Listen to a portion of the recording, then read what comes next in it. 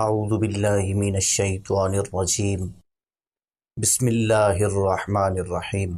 اللہ تبارک و تعالی نے قرآن کریم میں نبی پاک صلی اللہ تعالی علیہ وسلم کی عبادت کا ذکر سورہ مزمل شریف میں اس طرح فرمایا، یا ایھا المزمل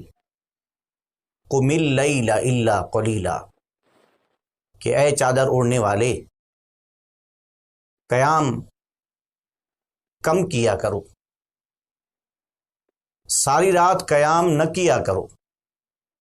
نصفہ او انقص منہ قلیلا، آدھی رات یا اس سے کم قیام کیا کریں۔ نبی پاک صلی اللہ تعالی علیہ وسلم کی زوجہ محترمہ حضرت عائشہ صدیقہ رضی اللہ تعالی عنہا نبی پاک صلی اللہ علیہ وسلم کی عبادت کو اس طرح دیکھتی تو ایک دفعہ عرض کی، یا رسول اللہ صلی اللہ علیہ وسلم، آپ تو پاک ہستی ہیں، آپ کو اتنا عبادت کرنے کی کیا ضرورت ہے؟ تو نبی پاک صلی اللہ علیہ وسلم نے ارشاد فرمایا، افلا اکون عبدا شکورا، کہ میں اللہ تعالیٰ کا شکر گزار بندہ نہ بنوں؟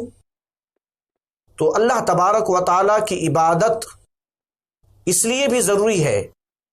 کہ بندہ اللہ تبارک و تعالیٰ کا شکر گزار بنے۔ آج ہم جس دور سے گزر رہے ہیں، ہم پر طرح طرح کی غفلت طاری ہے، اور اللہ تبارک و تعالیٰ کی عبادت کی طرف رجحان کم ہوتا چلا جا رہا ہے، حالانکہ ہم اللہ تعالیٰ کے بندے ہیں، اور قاعدہ اور کلیہ ہے ہل جزاء الاحسان الا الاحسان، کہ اللہ تبارک و تعالیٰ کا کہ کتنے ہم پر احسان ہیں، تو ہمیں اللہ تعالیٰ کی بندگی کی طرف توجہ کرنی ہے۔ ہمارے بزرگان دین کے معمولات کو دیکھیے، ان کی عبادتوں کو دیکھیے۔ حضرت پیران پیر دستگیر رحمت اللہ تعالی علیہ 40 سال تک آپ نے عشاء کے وضو سے فجر کی نماز ادا فرمائی،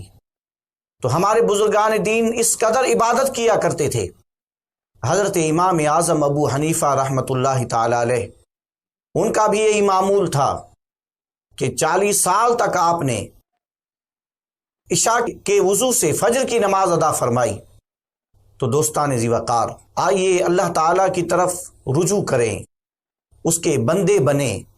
صبح اور شام اس حال میں کریں کہ اللہ تبارک و تعالیٰ کی بندگی میں گزرے،